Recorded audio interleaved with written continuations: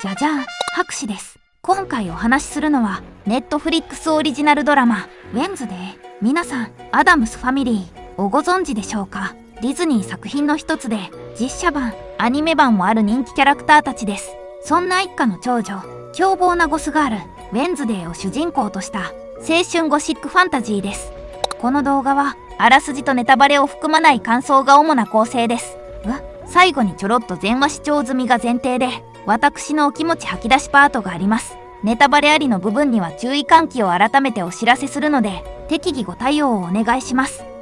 お年頃であるウェンズデー。彼女は白と黒を好むゴシック少女で、母親曰く、色彩アレルギー。初めて聞いたわ。この世はバカばっか。自分にかなうやつはいないという態度で、この年頃独特の、自分最強、緩慢祭です。しかし実際に彼女は有能で、賢く、強く、クレイジー。人を思いやるという発想がないのがたまに傷。そして物や人に触れると残留思念を読み取る能力を開花させつつあるサイコメトラーです。また陽キャラを心底嫌っており、陰というよりもはや闇キャラ、実力が伴ってしまった中二病といったところでしょうか。一度見たら忘れられない、目が追ってしまう。そんな引力を持った素敵ガールなのです。ウェンズデーは本当に魅力的な子なのですが、もし我が子だったらと考えた時、とても私の手には負えません。しかしそんな彼女を手のひらでくるっくるしてのけるのがこの母親、モーティシア。独特な感性と強靭な精神を持ち、跳ねっ返り娘に負けず動じず、大きな愛を持ってウェンズデーに接します。視聴者の親子に関しての立場や考え方次第で、モーティシアをどう感じるかがだいぶ変わってきそう。ウェンズデーの親の愛を鬱陶しく思ったり、レールを敷かれていると腹を立てる気持ちもよくわかります。しかし親から自立をして、子供の視点以外からも考えてみると、モーティシアの選択も納得できるんですよね。そして父親、ゴメズ。彼もウェンズデー王に可愛がりをし、毒蛇ちゃんと呼んでいます。また、両親とってもラブラブなのも素敵なところ。目の前でぶっちゅうとされるのは、子供からしたらたまったもんじゃありませんが、そして可愛い弟、パグズリー。強気なウェンズデーと対照的に、とっても弱気な男の子です。ウェンズデーには昔からいじめられ、ゲフン可愛がられてきました。彼が未だ生きているのは奇跡だと思います。きっと、並外れた危機回避能力を持っているのでしょう。そして最後にご紹介する家族の一員、ハンド。とても身体能力が高く優秀で、意思疎通も取れます。右手だけなのに主張をしっかり感じられ、なんならウェンズデーより感情豊かに思えます。このドラマでは、ウェンズデーの相棒として大活躍するので、手のフェチを持つ方は必見のドラマですね。以上、不気味ながらも魅力的なアダムスファミリーのご紹介でした。このように風変わりな一家ですが、ウェンズデーとパグズリーは普通の学校へ通っています。そのため周りから浮きまくり、特に気弱なパグズリーは、陽キャラの皮をかぶった根性ひん曲がり調子乗り男にいじめられます。パグズリーを助け出したウェンズデーは、彼と触れ合った途端に頭に流れた残留思念をもとに犯人を特定。もちろん、弟をいじめられたウェンズデーは黙ってはいません。テアンでイバーロチクショーと言葉で攻撃するのではなく、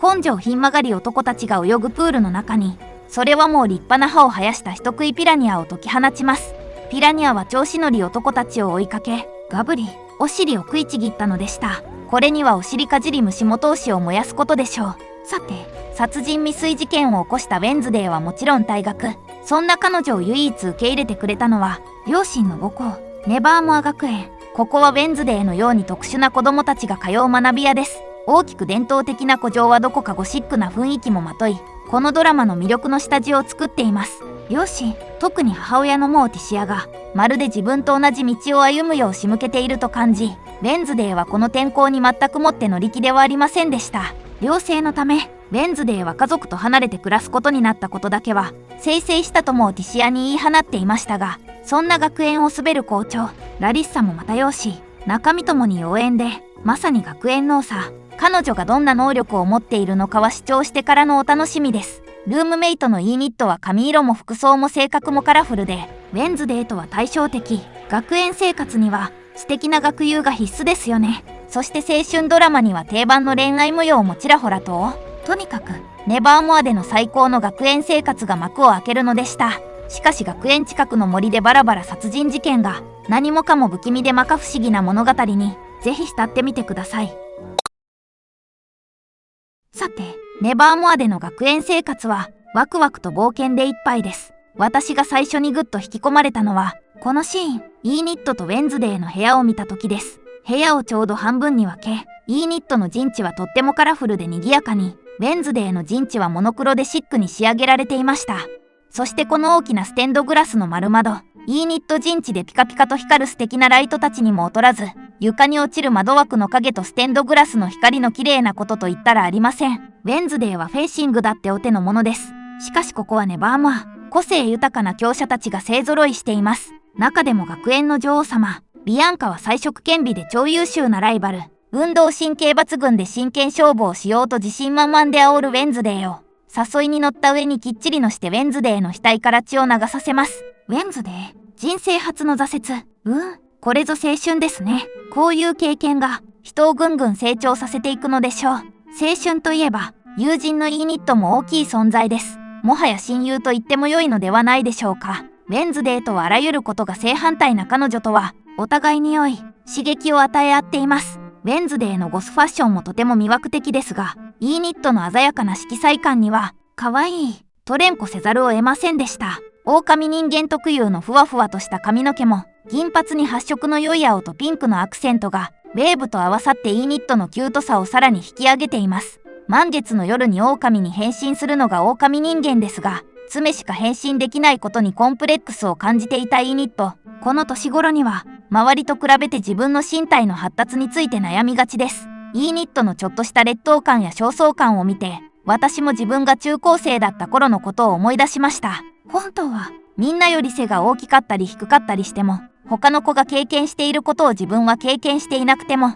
自分だけできないことがあったり逆にできすぎることがあっても、あなたはとても素敵だって、大人になった今ならわかるんですけれどね。イーニットも、ウェンズデーの相棒、ハンドとも仲良くなっちゃう超コミュ強で、ウェンズデーとハンドが喧嘩した時には仲直りするようウェンズデーに促したり、ウェンズデーのために大嫌いなハチとも向き合うなど、見た目だけじゃなく内面も輝いていますよね。イーニットは本当はそのことをも分かっていて、こういった負の感情はあまり見せませんでしたが、母親にせっつかれてうんざりしていました。本人よりも周りがとやかく口を出すのもあるあるですね。周りの人間も、時には自分の主張を押し付けたいだけの人もいますが、多くの場合は本人を大事に思っているからこそ、その子が行く先の小石を取り除いてあげたくなっちゃうのでしょう。学校のゴシップを発信する Vlog を書いて創作活動に勤しんでいる姿も、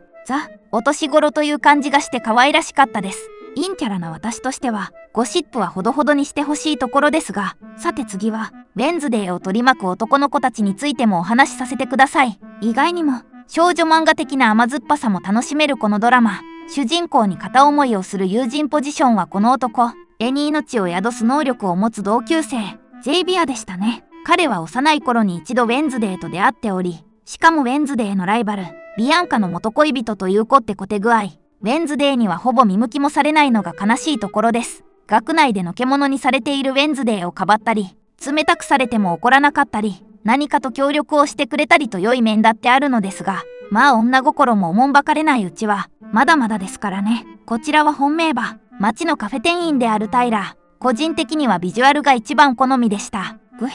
ネバーモアでは変人鬼人として扱われているウェンズデーにとって、彼女を変わり者として水に素直にすごいと述べてくれ、偏見を持たずにフラットに接してくれた。そんなタイラーを良いと思うのはごく自然かなと思います。カウンセリングを受けているという共通点もまた、互いに親近感を抱かせる要因になったことでしょう。個人的には、親子関係がうまくいっていないことも、無意識のうちにシンパシーを感じたのかもしれませんね。気の良い友達は、蜂を操る能力を持つ友人。その能力を生かして養蜂場クラブを設立し、ウェンズデーと共に、ブンブンズを結成。とても可愛らしいですね。友人と弟のパグズリーがどこか似ていると感じたウェンズデーは、何かと彼を気にかけます。だけどウェンズデーが友達だというほどに仲良くなれたのは、彼が自分の芯を持っていて、危険も顧みずにウェンズデーの調査に協力するなど、彼がとても勇敢で、いいやつだからですよね。さてここから本腰を入れて、主人公、ウェンズデーについてお話ししていきます。先ほどお話しした通り、色彩アレルギーのためモノクロを身にまとうゴシックガール。紫と黒の縞模様に黄色いワンポイントが鮮やかなネバーもあの制服も、もちろんモノクロでウェンズデー特別仕様に仕立て上げられています。とても強気でプライドが高く負けず嫌い。特に陽キャラを異様に嫌う孤高な一匹狼。物語序盤のウェンズデーは誰とも慣れ合わず、相棒のハンドにだってきつく当たります。この継ぎはぎな右手、ハンドはアダムスファミリーの一員と言っても過言ではなく、一人寮生活を送ることになったウェンズデーを心配したゴメズが、幼馴染のハンドをウェンズデーの元へ送ったのでした。右手だけが彼の全てですが、豊かな情緒や多彩な感情表現には驚きました。尾行をしたり妨害工作を行ったりと、破天荒名探偵、ウェンズデーの優秀な助手として大活躍のハンド。彼はおそらく世界一の右手であることでしょう。さて、ウェンズデーの大変素敵なシーンは数えきれないほどありますが、その中でも彼女の特徴が際立った場面についていくつか述べます。まずはこのセリフ、誰も私に釣り合わない。ウェンズデーの性格が前面に出ているセリフですよね。しかしその通り、誰も彼女に釣り合わないのもまた事実。思い切りがよく、博識で、起点も利き、高い身体能力を持ち合わせ、大口が大口にならないところが、ウェンズデーのカリスマ性の源かもしれません。チェロを弾く姿も美しく印象的ですが、愉快なメロディーよりも陰鬱で仰々しいメロディーを奏でている時の方が生き生きとしている姿はまさにウェンズデーでしたね。また、タイプライターを用いて小説を綴っているのも彼女らしいポイントです。イーニットがスマートフォンを持っていたのでおそらくパソコンも存在しているはずですが、あえてのタイプライターなのでしょうか。このタイプライターがまたレトロで素敵なんですよね。思わず Amazon でタイプライターを調べてしまいました。まあ、似ているものは軒並みお高めで諦めたのですが、とほほ、ウェンズデーのすごいところは、小説を1日1時間綴っているというところ。秋っぽい私には、1日1時間コツコツと創作活動をしている彼女がとても立派に見えました。ウェンズデーに絡んできた男の子たちを3人全員同時にのしてやったシーンもさすがでしたね。ということで、ネットフリックスオリジナルドラマのウェンズデーのご紹介と軽い感想でした。ウェンズデーは2024年4月後半あたりに新シーズンの公開が予定されているそうなので、今から楽しみですね。新年度の大変さを乗り越えられそうです。私がウェンズデーの前評判を聞いた時には、とてもおどろおどろしくてホラーなイメージでした。しかし実際には思った以上に青春もので、あの頃の混沌とした感情や人間関係、くすぐったさを存分に感じられました。ネバーもあの友達や親子間での関わりの中でウェンズデーが成長していく様にはニヤニヤしてしまうこと間違いなしです。ここまでドラマ、ウェンズデーをおすすめしてきましたが、取り扱い注意作品でもあります。なぜなら中二病が急激に悪化しかねないから、世の中には白黒曖昧でグレーな領域も多く存在しますが、その曖昧さも飲み込むのが大人の処世術。しかしウェンズデーには白と黒しかありません。その頑固さもまた若さゆえ。しかしそれを堅なに貫き通せる強さがウェンズデーにはあります。そんなウェンズデーに憧れ真似しようとしたくなりますが、私たちの多くは、彼女ほどの頭脳も、身体能力も、カリスマ性も、大ごとに動じない特殊な感性も持ち合わせていないことを自覚しておきましょう。いいや、自分だけはウェンズデーに 100% 共感できる。自分たちは似ている、と思っている。そこのあなたこそ、注意が必要ですよ。まあ、中には本当にそっくりな方もいるかもしれませんが、そんなあなたは、ウェンズデーのように一度カウンセリングに行ってみるのをおすすめします。そんなこんなで、ウェンズデーは様々な楽しみ方ができる素敵な作品です。見終わった後には、きっと10人十色な感情が湧き上がることでしょう。ぜひウェンズデーを履修した皆さんは、コメント欄で感想などを共有してくれると嬉しいです。また、これから見るよという方も、見終わった後にこの動画に戻ってきてくれると、私が飛んで跳ねて喜びます。さてここからは中盤以降のネタバレも込みでお話しさせていただきます。と言ってもこの絵は単に私が一番好きな絵面なので描いただけですが、イーニットのお部屋が本当に可愛くて、あのステンドグラスもとっても素敵で、ついネットショップでカラフルな雑貨を買ってしまいました。そんな鮮やかなお部屋は、家主不在だとなぜか色あせてしまうもの。ウェンズデーのデリカシーのなさからイーニットを騙して怒らせ、部屋から出て行ってしまった時は一気に暗いお部屋になってしまいましたね。あそこで初めてウェンズデーが孤独に不快感を覚えたと言葉にした時は、悲しいシーンでしたが彼女の心の成長を感じて嬉しくなりました。明るく優しく、感情にまっすぐで、自分のことをちゃんと好きでいられて、大人な面もあるイーニットだからこそ、ウェンズデーの氷の感情を溶かせたのかもしれませんね。イーニットは最終決戦でも一人ハイドに立ち向かい、ボロボロになっても戦いました。こんなに最高の親友はいませんよね。頑張ったね、イーニット。二人のファッションも、またおしゃれで魅力的でした。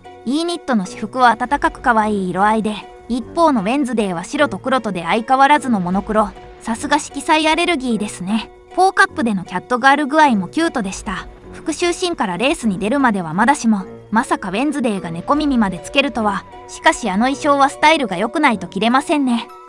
私もいい加減ダイエットをしなければ、なんて永遠に言っている気がしますが、レイブンでのドレスも超最高でしたね。イーニットのドレスはレイブンのテーマに沿ったシルバーで、キラキラした生地に白いふわふわが、彼女の可愛らしさとマッチしていました。ウェンズデーのドレスについては、ハンドがナイスでしたね。ウェンズデーは男に媚びを売るドレスだと言い放ちましたが、初めてドレスをお店で見た時から魅力的に感じていたんじゃないかなと思います。レイブンでのダンスは一風変わっていましたが、何度でも見たくなる魅力がありました。めっちゃリピートしてます。そしてもう一人魅力的なキャラクター、ウェンズデーのライバル、ビアンカ。主人公であるウェンズデーに肩入れした状態で物語を見ていたので、最初はビアンカをいけすかないなと思っていましたが、いやウェンズデーの方がいけすかないよな、と早々に思い直しました。彼女はウェンズデーと同じく聡明でカリスマ性を備え、フェンシングでウェンズデーを任すほどの身体能力を持ちます。しかもリーダーシップまである。セイレーンであるビアンカの声は、